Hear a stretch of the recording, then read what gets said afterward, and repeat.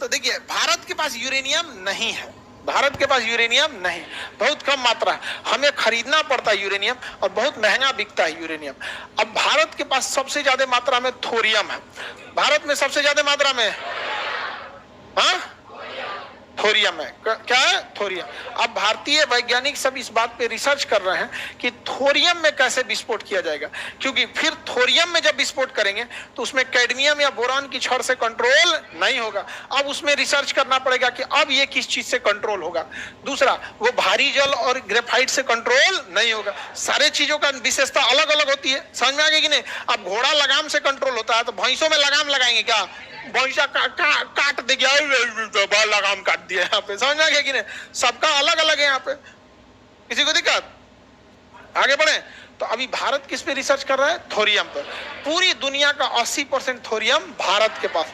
और अगर भारत ने थोरियम पे रिसर्च कंप्लीट कर लिया तो भारत के पास पैसा ही पैसा होगा।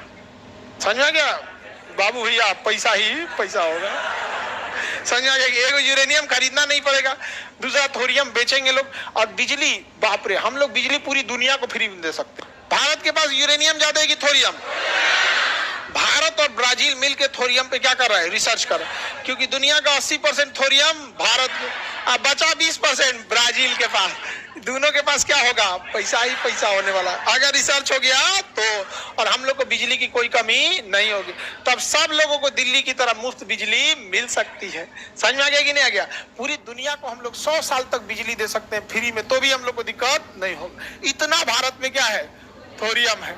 सोचिए, लेकिन अमेरिका, यूरोप, जिनके पास ये सब की टेक्नोलॉजी है, वो नहीं चाहते हैं कि थोरियम से बिजली का मतलब उत्पादन हो, क्योंकि बेचारा दिक्कत हो जाएगा उन सबको। भारत से क्या करना पड़ेगा? खरीदना पड़ेगा।